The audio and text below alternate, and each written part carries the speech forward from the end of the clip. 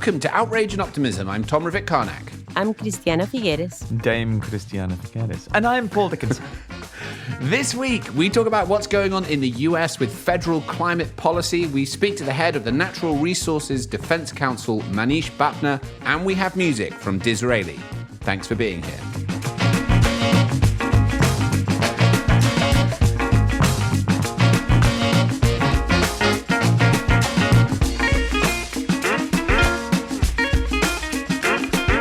Okay, you two. So it's lovely to see you. I've missed you. It's been the longest break from the podcast. Welcome back, Thank you. Tom. Thank you. You did an amazing job, I have to say. I listened to Clay last week and I was deeply concerned for my own job security. But I've been out with COVID for the last couple of weeks, but I'm back and I'm feeling better with enormous empathy for everyone who's struggling with it. It's not a fun disease. But there's been something rather interesting and significant has happened. Things have changed whilst you've been away. We're going to come on to some serious matters, but perhaps the most serious matter is that we no longer have Cristiano on the podcast, unfortunately. She's been elevated out of our stratosphere, I think. We now have Yeah.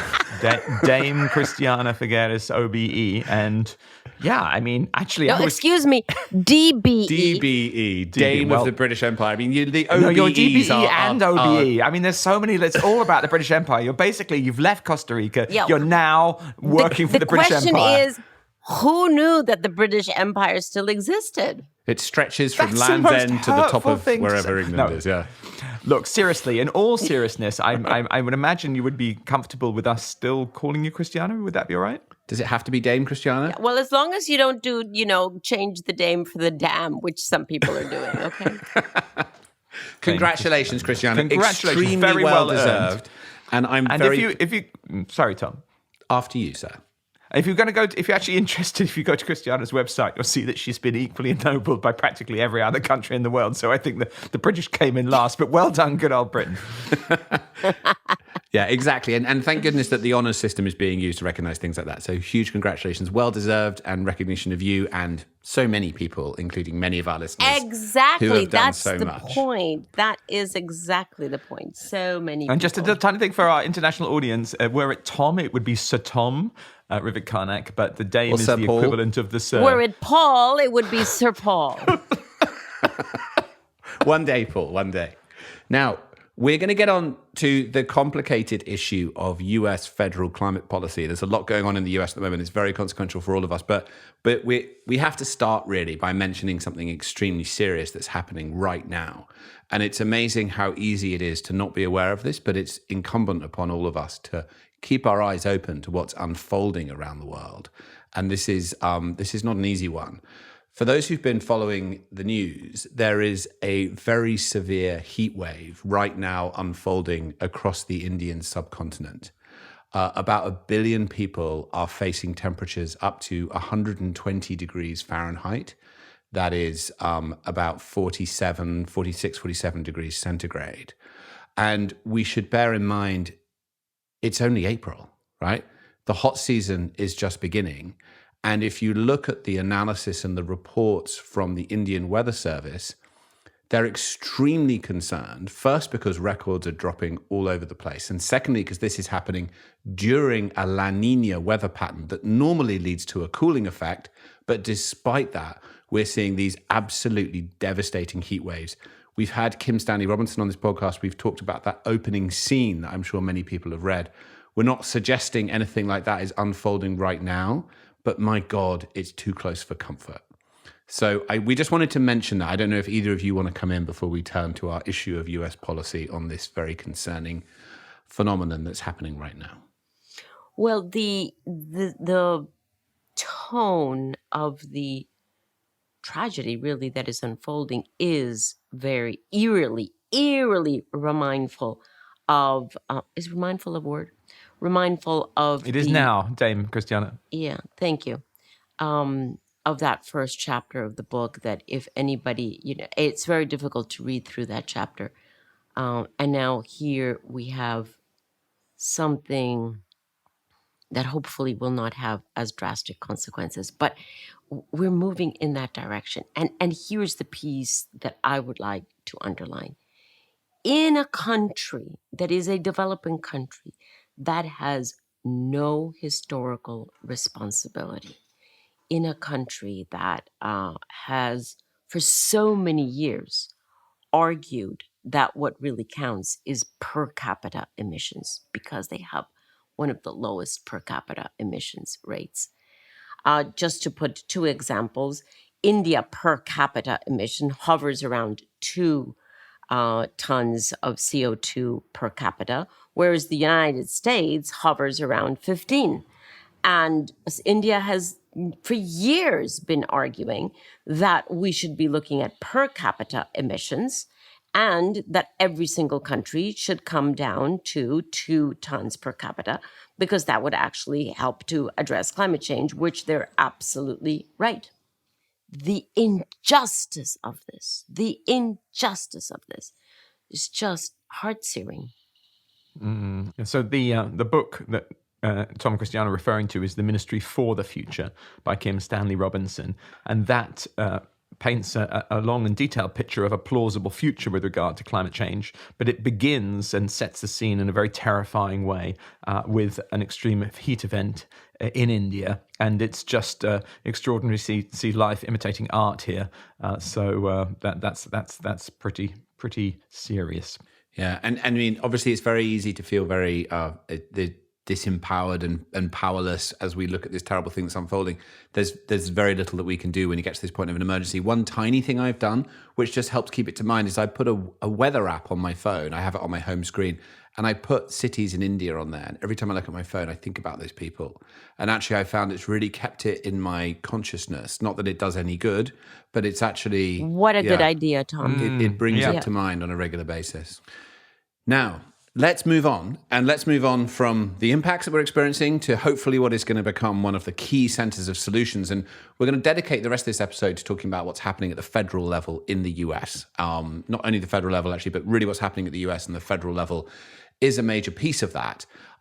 Listeners will, I'm sure, be aware that towards the end of last year, there was an infrastructure bill passed in the US that had certain elements of it that related to climate, something on electric vehicles and getting rid of methane leaks and energy efficiency mandates. But the big set pieces of what we were hoping were going to come from the Biden administration, stringent vehicle efficiency standards, plans to get rid of coal and transition power plants, have not emerged in the way that we thought they might. And we understand the reasons for that, which is essentially that there is a perspective that the politics has shifted now that we are in the narrowing path to the midterms, and in particular, now that Russia has invaded Ukraine and US voters are concerned about energy prices, we have seen this drop off the president's agenda. He barely mentioned it in the State of the Union. So we're going to get into this with Manish, who's someone we've known for a long time and is very expert. But which of you would like to come in with any comments on where the US is right now?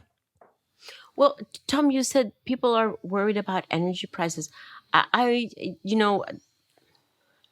do not want to speak for U.S. citizens, but I will, because my observation from having lived there 20 years is that U.S. citizens typically, and here we go, horrible generalization, don't really react to energy prices because that's not very much on their radar screen. What they react to is to prices at the pump. What is, either the diesel or the gasoline that they're consuming? What is the price of that? And U.S. citizens are incredibly sensitive to that because it is a vastly driving country. Yeah. People drive there more, longer distances and more cars per family, et cetera, than most other countries. And so they are very, very sensitive to that. And the fact that those prices have gone up because of the Russian invasion of Ukraine is what has put a lot of political pressure on Biden, who, as you say, came in with a pretty ambitious climate plan. Most ambitious ever. Yeah. Yes, most ambitious ever. Exactly. And then, the interference there of West Virginia's Senator Manchin, who was unwilling to pass that bill, and now the prices at the pump. So a very, very difficult case for President Biden, who must actually speak to both of these concerns at the same time. Paul? Yeah, and before this podcast, Tom, you had invited us to listen to an episode of The Daily, which was talking really about how the administration had responded here, and the phrase that I really picked up was that the Biden administration had, made a political calculation, which is what politicians have to do, not to try and make a bigger and longer connection with the voters regarding this issue. And kind of, sort of backing, like accelerating fossil fuels, driving increased fossil fuel production in response to this crisis. And I think that I was sort of sitting there thinking, like, what's the problem? What's the problem? What's the problem? I was digging down. And I was actually doing a little bit of research for our, we're going to interview the mayor of London, Sadiq Khan. He's a very brilliant politician. But one thing that, listening to Sadiq Khan, he said that he was successful on climate change, he said, because we educated Londoners on how bad this is. And I think that's the critical point. If we're trying to understand where politicians are going wrong, they're not educating the public about how bad this is. So if citizens in the US are looking at, the gas price and they're going to simply, vote for a new president or change political affiliation in the midterms because, the money is increased and they haven't got any kind of context to see a counter argument, then we're going to be in this political calculation all the way to hell. So we have to actually get the public understanding what's going on, because democracies can't function without an informed electorate. Now, the problem, of course, is that with very large amounts of money spreading all kinds of counter narratives, and with a sort of centralized media, you remember the good old days when the media would sort of say, well, a balanced view of what's going on. That's all gone with the internet, and we're now in this rather strange environment. But I think the challenge is to inform the public, because only then can they make the decisions.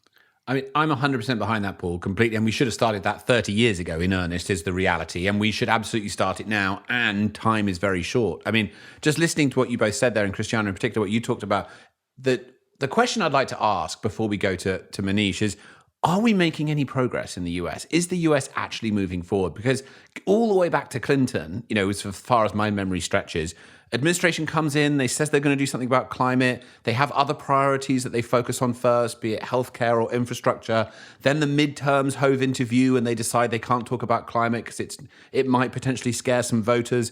They then lose the midterms and then they shift to only doing something on executive action. And then in the end, we decide that we're just going to have to focus on the states because federal policy isn't really going to move anywhere. And that cycle, I mean, I've been round that loop. That is such a good description of deja vu. But I mean, I've been around there 3 times. We go through that cycle constantly. And I feel like right now we're just at the point where we're saying, the other priority, the infrastructure bill got through, had a little bit of climate stuff. The midterms are now coming. They're probably going to lose the House. I mean, are we just going round and round, or are we making any progress in each of these cycles? I can't say necessarily if we're making progress, but I definitely think that the idea that the kind of public debate is being, kind of poisoned, for want of a better word, by a lot of kind of corporate money is more and more widely held. I think investors, for example, now looking at what responsible ownership means, they will say, for example, that we're going to have to get the money out of politics. We're going to have to allow the public and a democracy to kind of do its thing. But I mean, some weird things are happening. For example, Elon Musk has just bought Twitter. He issued a tweet recently that said, I'm increasingly convinced that corporate ESG, or environmental, social, and governance issues, are the devil incarnate. Now, I mean, what he's doing is he's playing with the fact that there's a moment in our society where we're trying to work out what responsibility means. We're trying to work out what that means in government. We're trying to work out what that means in corporations, investors, in civil society, in cities, in all layers of our society. And there's kind of everything to play for. And, someone like Elon Musk is probably going to be very influential now. They could bring back Donald Trump and we could have all those tweets every day, although it'll be a lot easier now he's not president anymore.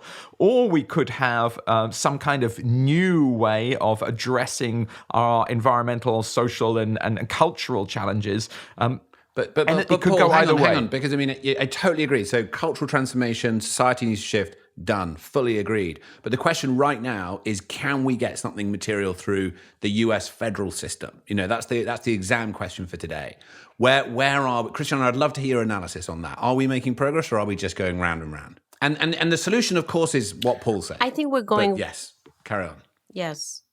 I agree that we're going round and round. Or if you want to see it in a linear way, and not circular, then we're making marginal progress. But we know that marginal progress is just not going to cut it. So I'm going to go out on a limb. A very brittle could break right under me. What if the Biden administration took the crazy prices at the pump as the reason to, I don't like war language, but sometimes you just really have to use it. What if the Biden administration declared war on fossil fuels because of the Russian invasion, linking that in the public's mind, linking that so clearly that the public would understand, or those who want to understand, because some will never, that those prices are the way they are because of the Russian irresponsibility, and use that card then to push everything they can from the executive power to move the United States to much further, deeper, broader independence of energy, certainly from imports, but actually even from their own fossil fuels. Because as long as they are dependent on their own fossil fuels, they're part of the same manipulative game. Now, that's obviously very, very difficult to do. And right before the midterm elections, probably impossible. So I come back, going out on a limb here. But it doesn't seem to me that staying within the stretch of what is reasonable and what is recommendable before midterm elections is going to get us anywhere. Yeah. And actually, that backs in very nicely to what Paul just said. Because all of us know John Marshall, who runs Potential Energy, who's a completely brilliant marketeer. And I was talking to him the other day, and he was telling me that right after the invasion of Ukraine, the US population was roughly split in terms of who to blame for the rising gas prices. A third that blamed President Biden, a third blamed Putin, and a third blamed the oil and gas companies for price gouging. 6 weeks later, and after a very significant and dedicated communications campaign by the oil and gas companies, a clear majority blamed Biden. Now, that's a missed opportunity for us, right? They grabbed that narrative exactly because they didn't want to be blamed, and they spent the money on the public affairs that actually shifted public opinion. So this is exactly what you were saying, Paul, to blame the president for this, and narrowed the political opportunity and space that he had to do what you just described, Christiana. So we are missing a trick. But the good news is that we're having this conversation to an ever-growing number of people, and there are ways that these lions, the corporations, can potentially be governed by the mice that are the government. But we have to do a little bit of we've got to kind of arm the mice and kind of disarm the lions. But it can be done, and it will be done, and it must be done. I think we just found an episode title: Arm the Mice and Disarm the Lions. Right. Okay. Anything else that either of you like to say before we go to Manish? No, I'd love to hear what he's got to say. Dame Unless Christiana? Christiana, you had something. Dame Christiana? Dame Christiana. Right. Okay, so Manish Bapna is a completely brilliant individual that all of us have known for a long time. He's had a 25-year career in leadership roles. Prior to his current position, he was the Executive Vice President and Managing Director at the World Resources Institute, WRI, and he joined a few months ago as NRDC, Natural Resource Defense Council's new President and CEO. This is a 51-year-old nonprofit of 700 scientists, lawyers, policy advocates from around the world to tackle the biggest environmental issues. It is a brilliant organization, well worth supporting, and you're going to love hearing from Manish. So here's the interview, and we will be back afterwards.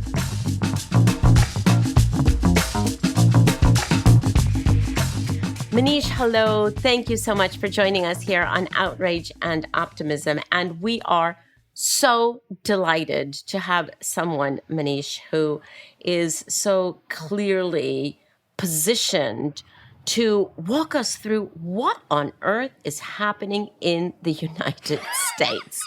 It does seem, from those of us who see it from the outside, that we have basically two positions, and I'd love to hear your take on this. Two positions. One that is, let's open up the reserves of oil and gas, understandable because fossil fuel prices are going through the roof. On the other hand, we have a very sincere effort to invest more into the alternatives, into renewables. And right smack in the middle of all of this is the Build Back Better bill that Biden would have liked to have passed quite a while ago, but was not able to get it through, mainly because single-handedly, I would say, the representative from West Virginia basically tore the whole thing down. So now we're just a few months before the midterm elections. Very difficult situation for President Biden. What chance do we have of getting a climate bill, perhaps a more humble Build Back Better bill, but one that would still have the necessary teeth? Christiana, absolutely delighted to be here with you and Paul and Tom on Outrage and Optimism. The question that you're asking is a question many of us in the United States ask every morning when we wake up. But really useful maybe to take a step back and just remember kind of where is the United States on its pathway to meeting its 2030 target? So 50 to 52% below 2005 levels in 2030 is the target. Preliminary estimates from the end of 2021 put the United States at 17% below 2005 levels. Just take a moment, let that sink in. That means in order to meet the target, a nearly 4% decrease in absolute emissions each year, every year between now and 2030. So the scale of the challenge cannot be overstated. In terms of how the United States can get there, a lot of the modeling that my organization, NRDC, has done, but many other excellent modeling groups, shows that we must see three interlocking pieces that will only enable us to get to the 2030 target. We need to see bold legislation. We need to see clean energy investments through Congress. We need to see strong regulation, kind of executive action from the administration. And we need to see greater increase in state and subnational action. These are interlocking pieces. So the way to get there, you can't rely on one or two. We need all three. And if all three come together, they enable the others to be bolder than they otherwise would be. Yikes, Manish. I mean, that's a tall order, all three. It makes a lot of sense because obviously they're mutually reinforcing. Makes a lot of sense. That's the ideal scenario, let's call it. Now, compare that to what you think is actually going to be, I was going to say possible. Let me call it squeezable. What can we squeeze through between now and 2030? Crystal ball it for us, Manish. Since you said squeezable, in my mind, the metaphor that comes up is a ketchup bottle, right? And you've heard this metaphor before. It's an old ketchup bottle. We've been hitting it. Nothing has come out. The next 6 months, let me tell you what we need to see to come out to be squeezable. Which is how ketchup works, actually, sometimes. And then all of a sudden... No, not too much, but a lot. So on the legislation side, the heart of the Build Back Better bill, which is now not, is not being called Build Back Better anymore, but we're $320 billion in clean energy tax credits and another $150–200 billion in other climate and environmental justice investments. The reductions were in no small part concentrated on these 10-year direct pay tax credits, incentives to support basically decarbonization of the power sector, scaling up of zero-emission vehicles, looking at buildings and appliance efficiencies, and a wide range of other areas that basically help support decarbonization. On the legislative side, the next few weeks are absolutely critical. We all know that the midterms are coming up in November, that the political window to get something through Congress is the next 2 months. And that is where there are conversations taking place. The next 2 months. The next 2 to 3 months, if we don't see significant progress, most people will say it will be too late. Just to go through all the various steps to get legislation through the Senate, complementary legislation through the House, reconciled and signed, and the steps to take to get that done. If we don't see progress, quite frankly, in the next couple of months, significant concrete progress, it will be too late. You get the August recess, midterms are fast approaching, it becomes politically virtually impossible to do that right before the midterm elections. So this is the moment on the legislative side. Wow. Can I ask a question on that? So, absolutely. I mean, that's a we're getting used to near-term targets and timelines in climate, but that's a really terrifying one, 2 to 3 months. I mean, looking at it from the outside, just it seems to have been this series of walls and obstacles and problems. What confidence do you have that the package you just set out, based largely around incentives to support the decarbonization of the power sector, have been structured in such a way that this isn't going to be dead on arrival? Do you think that that's done enough now to form that middle ground where this can happen? And how do we deal with our best friend in West Virginia? The malfunctioning Democrat. So one of the things to remember, a little bit more the optimism here. Yeah.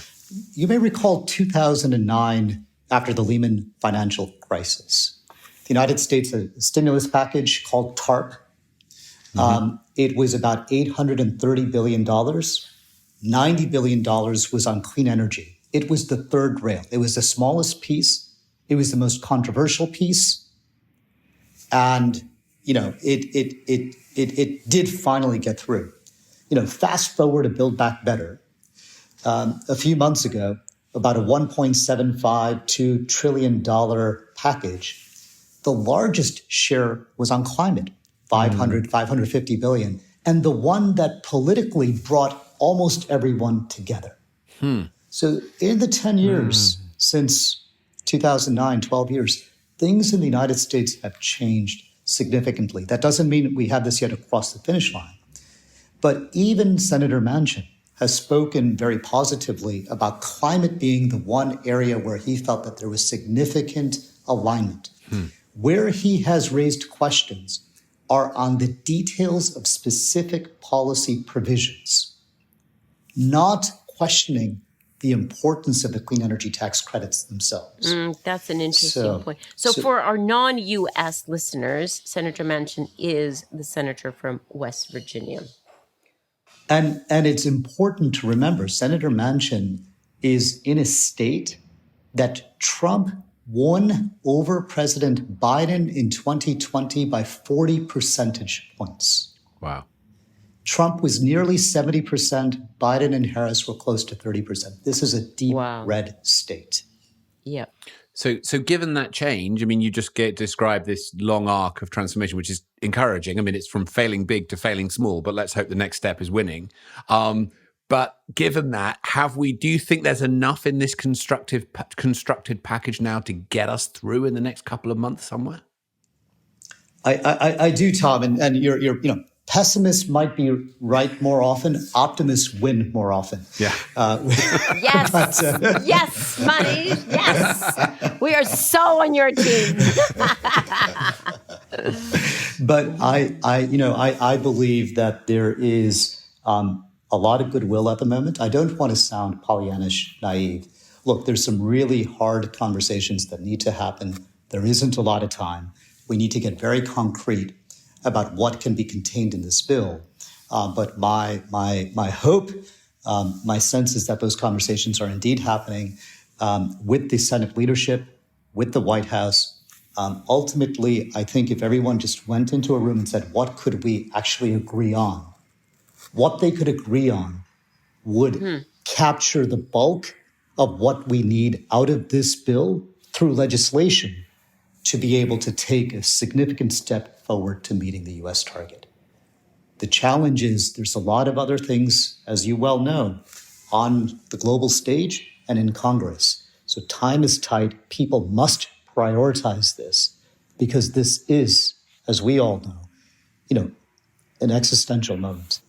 So is your sense, do I understand you to say, Manish, that there is, at least in theory, enough common ground there across the aisle for everyone to reach at least a decent result on a new proposal of the Build Back Better bill, but that what is actually the most difficult threat for it is actually the distraction that might be there because of all of the other things that they have to deal with? Is that what you're saying? So there's actually not the differences of opinion that still may be on the table, but rather will they be able to deal with everything that they need to deal with over the next 2 months? Is that what you're saying? I am saying that the differences of opinion within the Democratic Party, and in particular with Senator Manchin, other senators, can be overcome. That if you take what different people have said, that there is a way to find a landing spot that can get us several steps forward from where we are today. The challenge a bit now, as you probably well know, is with Ukraine, there is going to be a number of provisions that also may end up within the bill that are about supporting existing infrastructure, trying to respond to the short-term crisis. So it is quite likely going to be a bit more of a mixed bill, but still, in my view, quite likely to be significantly net positive from a climate perspective. But it will be a little bit more mixed than may have been the case in late 2021. That is one piece of the puzzle. But as I said, there are three pieces that are needed. And just to highlight a little bit more, the other piece that the administration can do is on the regulatory side. President Obama, during his administration, used the administration to actually aim to move forward in reducing emissions.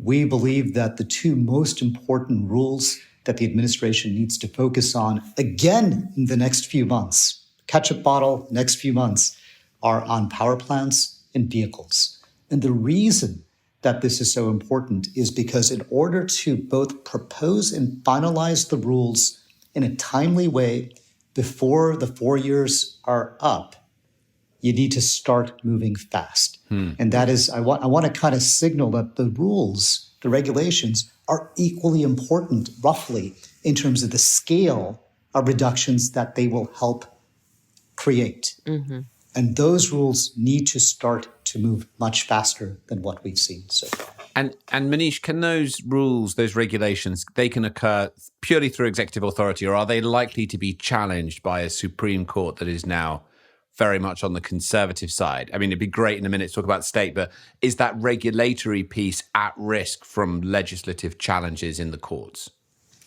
So you're raising exactly the right question, that if the rules are not developed with a very strong scientific and analytical basis, they can be challenged. Companies, states can sue and hold up the rules in court. And so they need to be developed in a very, very thoughtful, robust manner. This is one of the challenges. As some of you may know, there is a very significant Supreme Court case that is also going to be decided in the next few months. It's called West Virginia versus EPA. And this case is once again raising the question about whether or not the EPA has the authority to regulate greenhouse gas emissions from power plants. And there are two sets of questions that are being asked: whether the EPA can regulate greenhouse gases in a significant way, and how, and if so, how can it regulate greenhouse gas emissions? There's been 3 cases in the past that have already conferred this authority. But the judiciary, the Supreme Court, has all shifted to the right, has become more conservative. And so this is creating a new uncertainty around exactly how the EPA will be able to set rules for power plants to tackle carbon pollution. Wow, that's a really ominous thing you just set out there in sort of very diplomatic speak. Yeah, sorry, Manish, but what ever happened to the Clean Air Act of 2007, where, so as far as my feeble memory tells me, that's when the EPA was given authority to regulate over greenhouse gases. So is the Clean Air Act being put into question? So you're absolutely right. 2007 was Massachusetts versus EPA. There was another Supreme Court case in 2011, American Electric Power versus Connecticut. And the way this case is being framed is not to confront the decisions that were taken earlier, but to ask a more nuanced question. It's a question about whether or not the EPA can regulate power plants or any sector in ways that have major economic or political implications. It's something called the major questions doctrine. And this is something that is not specific to the environmental or climate issues, but is a broader principle that conservative judiciaries and the conservative movement have been advocating, which is in essence that regulation or the role of the administrative state needs to be curtailed, needs to be confined, needs to be reduced, unless there's explicit authority from Congress. And so that is in part the question that is being raised through this case. We believe, and NRDC is a party in this case, that that is absolutely a false argument. We can explain why.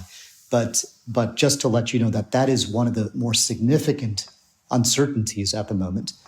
We believe we will prevail on that.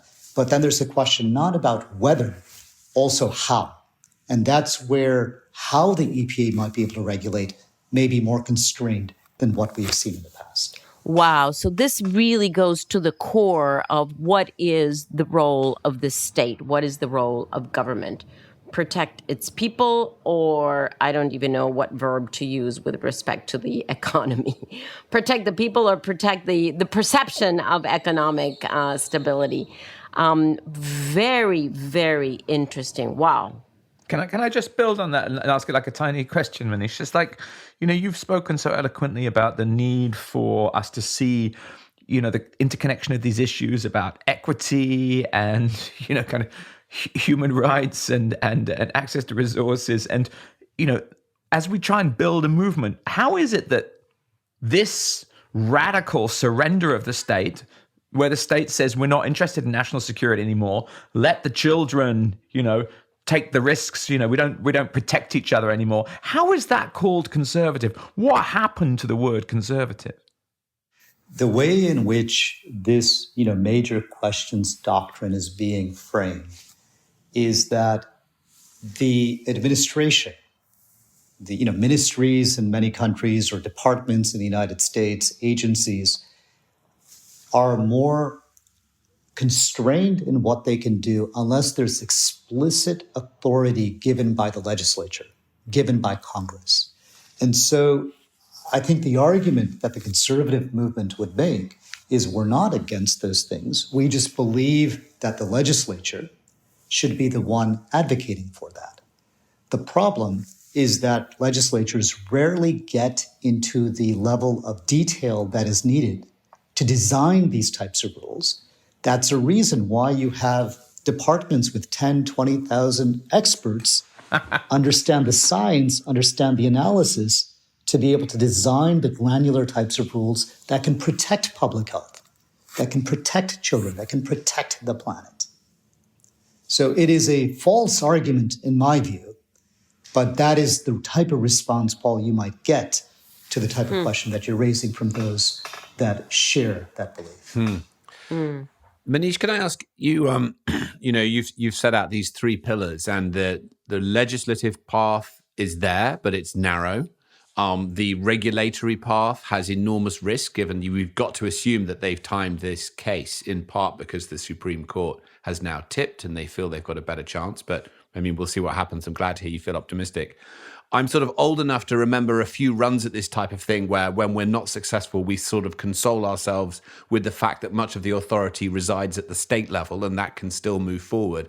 So I'm curious to know if we're not successful, or even if we are, what chances of real progress reside at the state level. And also, to go back to where you started, you said the US needs to reduce 4% annual emissions, real emissions each year. What proportion of that can we reasonably expect to achieve if we don't make the progress that we want to make on the legislative and regulatory pieces? So the states are, absolutely critical. It's both what can happen in states and what can happen, with cities and with companies. So they're, subnational, as we know, encompasses many pieces of this conversation. And we've seen, especially since, the Trump administration, a real explosion of effort at the state level. And it's not, so you have 29 states now with renewable portfolio standards. About a dozen of them are getting you to 100% clean electricity by 2050 or earlier. So there's some real momentum there. You have California just recently put forward a proposed new set of clean vehicle rules that would get you to 70% nearly 70% of zero emission vehicles by 2030 and 100% by 2035. Wow. If you get that passed, you typically have, 10, 15, 20 other states that adopt California's vehicle emission standards. So their earlier existing vehicle emission standards have been adopted by 16 states that represent 40% of the country. So you get that kind of replication effect that could be quite exciting. And it's not just blue leadership, leadership from blue states on the coast. Illinois just passed a very ambitious bill a few months ago, that gets you to a carbon-free power sector within the next 15-ish years. You have North Carolina, a fairly purple-red state, that just passed a pretty bold climate legislation. You have Texas that has wind and other renewable energy generating a quarter of the power consumed, which exceeds what they get from coal. So you're already today. So you're starting to see this type of shift happening at the state level. Yeah. But again, so that's incredibly exciting, Tom. But coming back to your last question, on its own, I don't believe states can get you there, right? Even with all the ambition that we might see. Your three-part strategy here, that we need all three. And super struck by your comments about this kind of clever legal argument that the legislature's got to give the rights. It's a kind of catch-22, that they haven't got time to go into that detail, but they've got to go. It's a sort of super clever legal strategy put together probably by a lot of money, frankly, from fossil fuel industry and people with financial interests in it. How do we, and this is a really question about how to be an activist.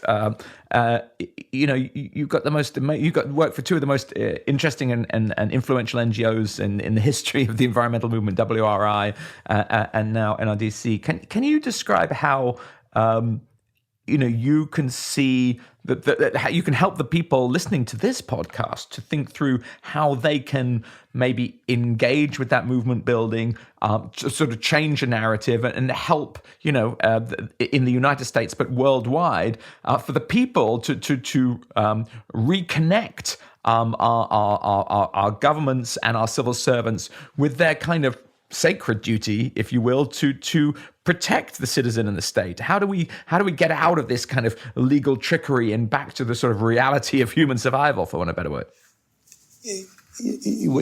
I've had the absolute privilege to work with, the World Resources Institute and the Natural Resources Defense Council, which I'm heading at the moment. Many people may not realize these two organizations are in essence sister organizations. They have the same the same parents. We are Gus forever Speth, quoting Gus Speth talking about greed and selfishness and not environmental problems. But sorry, I interrupted you. No, absolutely. John Adams, Gus Speth, Dick Ayers, a number of people set up NRDC back in 1970. Gus Speth then went to found the World Resources Institute. Jonathan Lash, the president for the World Resources Institute for nearly 20 years, spent his first 10 years in Natural Resources Defense Council. Francis Beinecke, who was heading up NRDC for a very long time and worked there for close to 4 decades, has spent is a very influential member of the WRI board. So the two organizations are tightly connected. WRI, But hold on, Manish, but they're not Siamese twins. they're not Siamese twins. That's the vision- interesting thing. Yeah. So, WRI, where I spent my first, 14 years, truly global. WRI is about count it, change it, scale it. The analytical work, thinking about how you translate the hard-nosed analysis into outcomes, and then how you get change at scale. Agenda setting, designer of game-changing platforms, deeply embedded in a dozen countries around the world and thinking about how to move the global conversation. NRDC, an incredible array of both carrots and sticks. It's about the science, it's about the law, it's about policy, it's about advocacy. But, a different set of levers. You had, NRDC, best in class on litigation, the best lawyers, the environmental lawyers that anyone would want. Incredible kind of edgy advocacy communications, teams working with Hollywood about how we bring climate into mainstream, entertainment. 3 million members around the world. How do you activate that, right? And Paul, that brings me to a second part of the question about what can people do. I remember NRDC was founded roughly around when the original Earth Day in 1970 took place. And, it just reminds me, 1970, the original Earth Day, 20 million people came out on the streets. That was 10% of the United States at the time. Wow. 10% of the United States. Wow. It led to the Clean Air Act, the Clean Water Act, the setting up of the Environmental Protection Agency. It was an environmental revolution. We need that today. We saw that in the run-up to Paris. Christiana, as you know that so well, we need that again today. Yep. Okay, get out on the streets. I was there on Saturday. Okay. Thank you. And just one final question from me that can you see systemic changes in any context that you think are really working, that are models that you'd love to see grow? I think we should be, if we take a step back and think about just vehicles, zero-emission vehicles, it is actually pretty incredible how quickly we're going forward on this S-curve. I was struck by some numbers I just came across a couple days ago. Fourth quarter 2021 EV sales in Europe last quarter of 2021 hit 28%. Germany hit 34%. In the United States, quite a bit less, about 6%. But that's largely because EVs in the United States are still at the moment quite confined to the luxury segment. Within the luxury segment, they were 31% for luxury passenger cars. So just how we think a little bit about that is incredibly important. I think there's some exciting things related to that. But the other piece I do want to bring up, because we haven't spoken as much about that in this podcast yet, but I know is important to all of us, is kind of how I also think we are trying to be much more intentional about bringing equity into the conversation about decarbonization and the climate challenge. Globally, in the United States, it's something that we have been late to do. We haven't been very granular about it. We talk about how many renewable energy jobs might be created at the national level, but what does that mean for a particular state or a particular community? How do we begin to develop transition plans at the community level or even for countries in ways that can actually bring issues of equity much, much more centrally into the conversation? And how do we also, in the United States, there's been some small early steps being taken to bring environmental justice voices more to the table. One of the things about the Build Back Better Act that was passed in the House was the very significant investments also made to deal with many of the environmental issues that are confronting frontline communities, overburdened communities that by and large happen to be communities of color, Black and brown communities that have been much too long left out of these conversations. So that's, Paul, another area where a lot more work needs to be done. But I do think we're starting to see some early steps in the right direction. Thank you. Yeah, thanks very much for bringing that in, Manish, because we do tend to sort of put it at second priority level. And if we continue to do that, we're not going to move on this at all. So thank you very much for ringing that memory bell for us to remind ourselves of that. Manish, we would love to have a much longer conversation with you. But sadly, we have to come to the end of our conversation today. Hope to talk to you later on in the year when we know a little bit better what's going on in the U.S. But as you might know, our tradition is to ask all our guests at the end to name one thing that that you are still outraged about. And there are many, but what would be your top pick today? And one thing that you're really excited and looking forward to and optimistic about. On the outrage, there are quite a few things I'm outraged about at the moment. Perhaps the usual suspect, the fossil fuel industry using the pretense of Ukraine to advocate for more drilling, for more infrastructure, solutions that will not meet the short-term concerns and pain that Ukraine or the world, Europe, or the broader world is facing, but will lock us in to greater warming that we can't afford.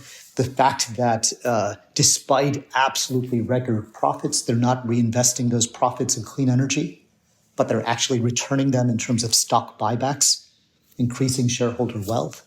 So there's something there that's just wrong. But I'll get one other thing. The World Bank IMF's spring meetings just concluded.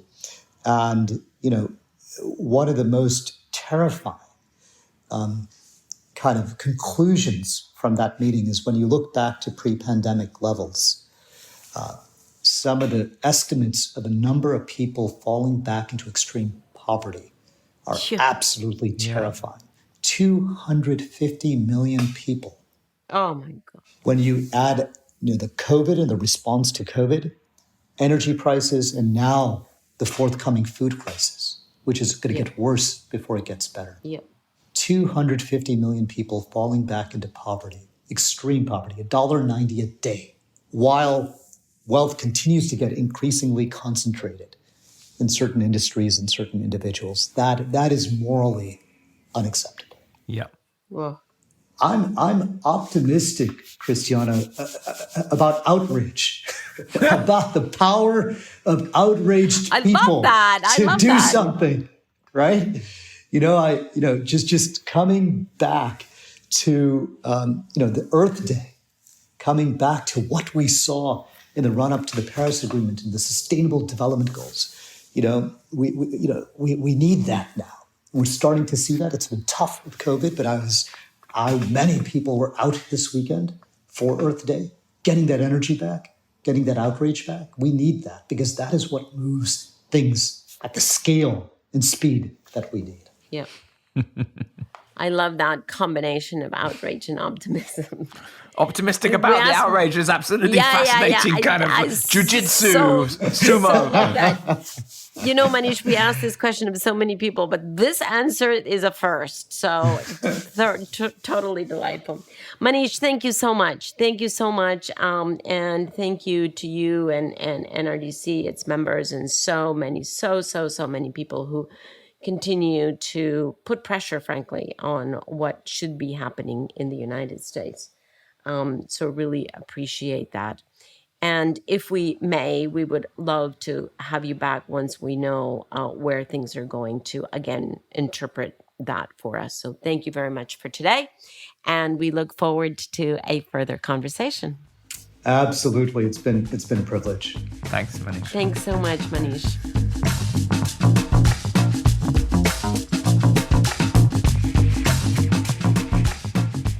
Great. So what a privilege to get a chance to sit down with Manish and get the benefit of his insight into what's going on in the US. Where are you both after that discussion?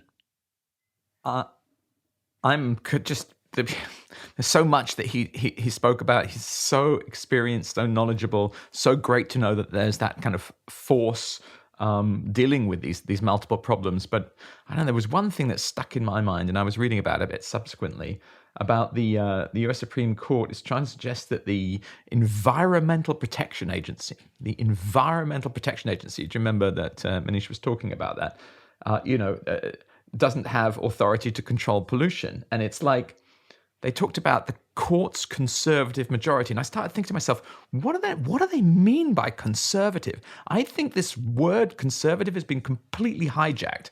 I think people who are trying to suggest that the Environmental Protection Agency can't control pollution, they are not conservatives. They are radicals. They are super radical, new kind of sort of ideological judiciary. I mean, look. It is what it is, right? Everyone will write about it and talk about it. But I just think such an incredibly reckless approach towards such a dangerous pollutant, which is already having this enormous damage. You just can't call that a conservative action. So I reject the idea of conservative judiciary. Well, but they're still being incredibly obstreperous. Whether you want to call them conservative, obviously they're not. But let's just, be clear for listeners that actually the Clean Air Act of the United States does authorize the EPA to regulate air emissions from both stationary and mobile sources. So that means from plants, energy generating plants, as well as from vehicles. And what is happening here is that West Virginia as a state is actually arguing that basically to weaken the Clean Air Act. So it's not that EPA cannot do it. Currently, it can. It is authorized. And West Virginia is seeking to weaken that, which is very dangerous. Very dangerous because that then, of course, means that every state can do, willy-nilly whatever they wish. And definitely weakens the hand that the executive has in being able to establish standards for vehicles, standards for plants, which is one of the most powerful tools that the EPA has for regulating emissions. So a very negative approach here that is being exploited now because of what the Trump administration did in very strategically placing people who do not believe in the executive power and, well, beyond that, who do not believe that climate change should be addressed, placing them in very strategic positions that allow for this now to be questioned. Yeah. Yeah, I mean, there's so, as you say, Paul, there was so much in that interview. I mean, I've always slightly believed that I probably should have been a lawyer in this life, and I think I actually realized in that interview I would have been a completely terrible lawyer because just the degree of attention to, like, when he talked about the fact that you now have a conservative-leaning Supreme Court, So you have a major risk that any different rulings can be struck down. So the necessity to construct the arguments which are based on endangerment findings and scientific basis so that you can get them through. And he was able to still sound optimistic about the possibility of getting them through. But if you look at that kind of from the outside and think now you have a conservative majority court, it looks really concerning, actually, that they will remove the endangerment finding of greenhouse gases under the Clean Air Act, that they will do all sorts of other things that weaken the authority of the federal government. And I have to say I was filled with enormous appreciation for Manish and his 700 colleagues who are working tirelessly to find the right arguments to try to prevent any of these things from going on. And thank goodness that they are, and so many others, because it's such important work. Thank goodness that they are in the face of craziness, right? Yeah. In the face of complete craziness. So the U.S. Postal Service just released $6 billion contract for new trucks that are going to be combustion engine trucks. Jesus. It is completely crazy. I mean, just from a logical point of view, how are they spending money on new trucks that have combustion engines when you have alternatives that are there that are electric trucks, especially at a time in which fossil fuel prices are going through the roof?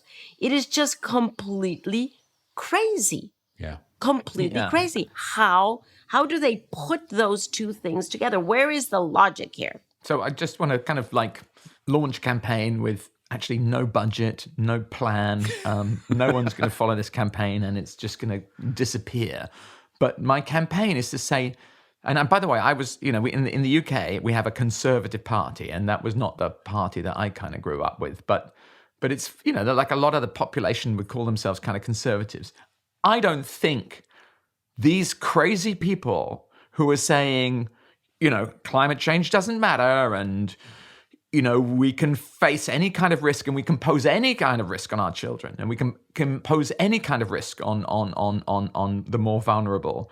They don't own that word conservative. That's not right. Let's not call them conservatives. I don't know. We're going to find a name, but let's not call these crazy radical people exposing the whole world to so much risk conservative, because I think we kind of lose the argument we need to make against their radical craziness when we call them conservative. That's not what they are. So what does conservative mean to you, Paul?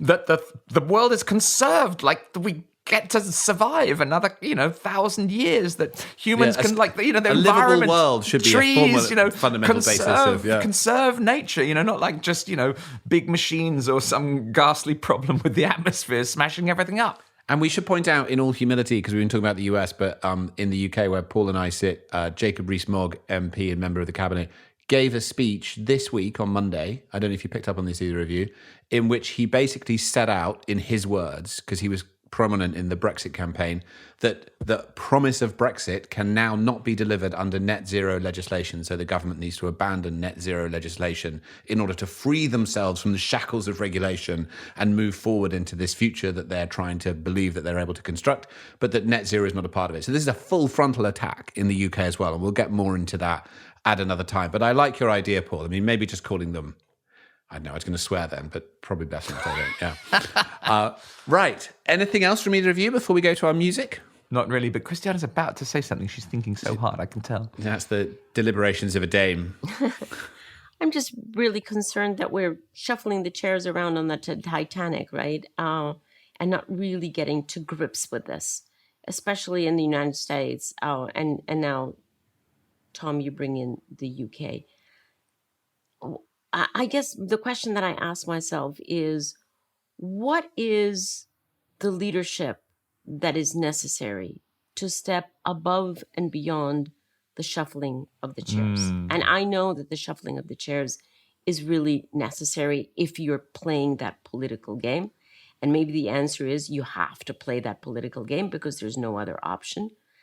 But, there's a point in which from the way bottom of me, I want to reach out to very different leadership that does not let itself be curtailed by those chairs that need to be shuffled. So that's not an answer to anything. It's just a cry from the bottom of my gut. Yeah. we are so running out of time. We're so running out of time. And we just can't continue to shuffle these chairs. Yeah. No, I mean, Christiana, when I hear you speak about that kind of leadership, I can tell that you're thinking about it and visioning it with all your heart and extraordinary, almost unimaginable intellect. So I'm looking forward to. I'm sure we'll speak for many people going on that journey with you. Let's find that leadership. For sure. We need it. Right. Okay. So as ever, we're going to go to our music. And this week we have an amazing piece of music from Dizraeli called My Mama. So we will leave you with that. And thank you for coming with us on this journey this week. None of this stuff was ever going to be easy, but we've got to stick with it. Find that leadership that Christiana was talking about. It's true that real failure is possible, but real success is possible too. So let's keep working for that. Thanks for joining us this week. We'll see you next week. Bye. I wrote this song for my mum when she was recovering in hospital from an accident. It's a healing spell for her. And it's also a healing spell for Mother Earth and a way of honouring what we come from.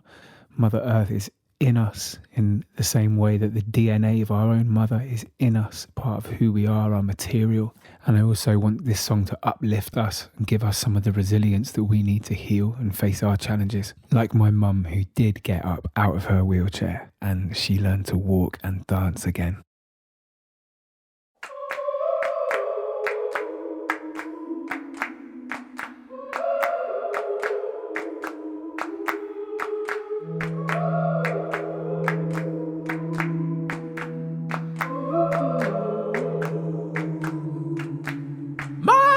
In a wheelchair now, but she'll get out and run.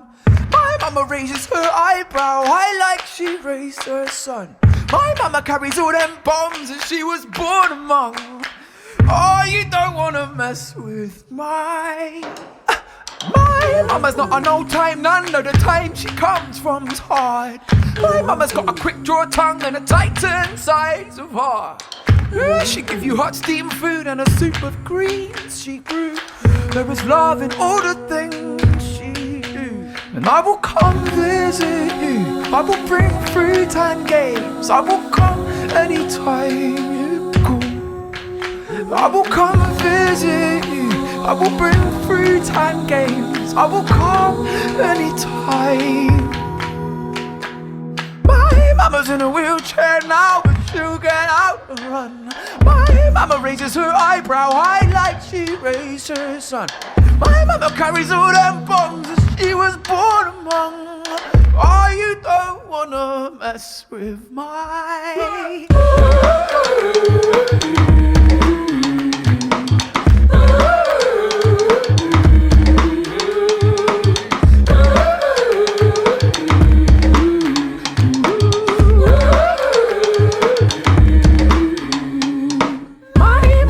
a song of praise and a daft old nonsense song.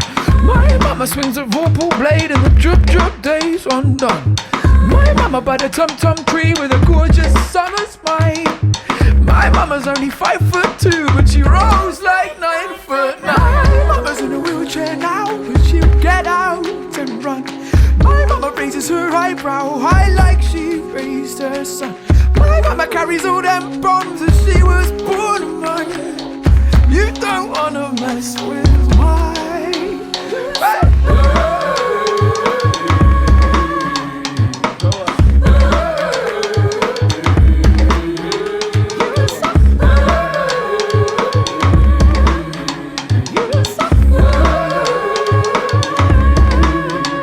Go on, take that ladder, check that ladder, click that ladder and climb. Take that ladder, check that ladder, click that ladder and climb. Take that ladder, check that ladder, click that ladder and climb. Nah, mama, don't pay that woman no mind. No mind. My mama's in a wheelchair now, but she'll get out and run. My mama raises her eyebrow high like she raised her son. My mama carries all them bombs that she was born among. You don't wanna mess with my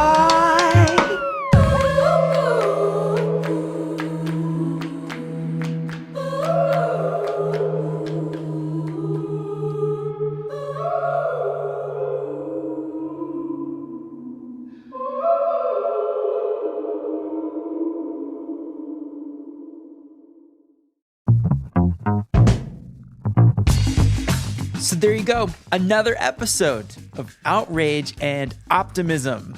Dizraeli, everyone, with his track My Mama is what you just heard. And hey, if you did not listen to that song with a nice pair of headphones or speakers, I can't recommend it enough. Go back and listen. The bass that comes in on the first chorus will shake the room or shake your head or whatever you're listening on, to be specific. And speaking of shaking the room, Dizraeli is on tour and you should go see him.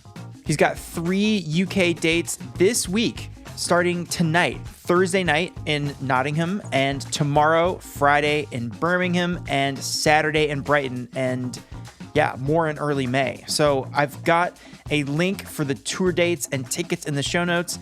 And this was really cool. He's touring differently this year. His entire tour is doing things like traveling by train instead of a diesel bus. The entire tour crew is eating sustainably and local. And even some equitable solutions are happening. They're paying talented musical performers from economically marginalized communities in the cities that they're performing through on the tour.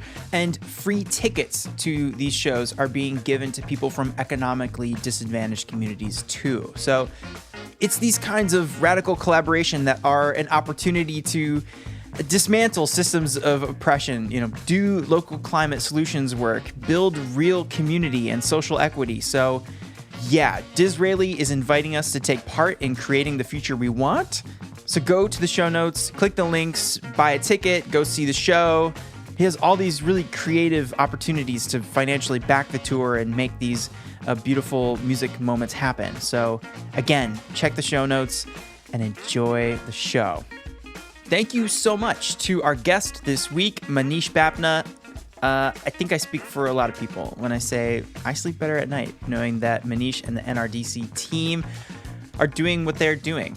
You can connect with Manish and learn more about supporting the work of the NRDC in the show notes. If you listened last week, Dame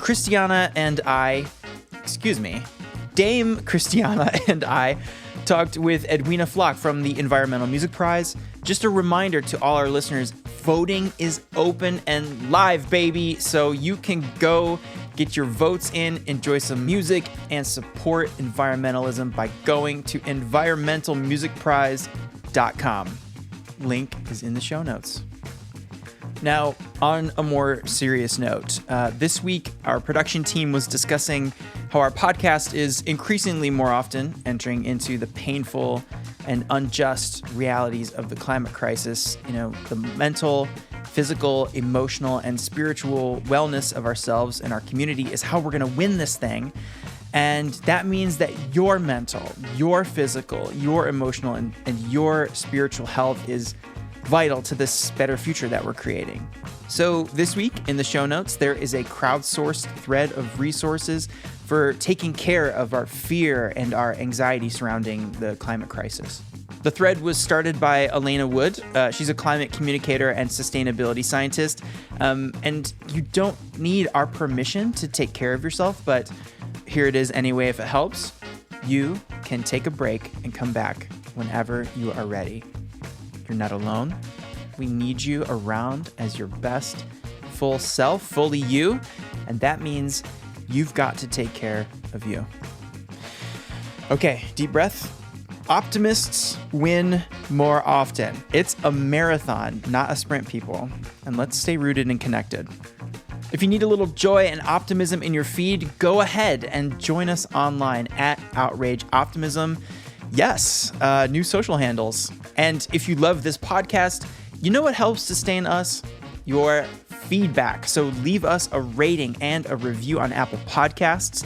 We read every single one, and we love hearing from all of you. Okay, next week we'll be here with another episode because we love being together. And I will be here at the end of the episode again. So I will see you then, my friend.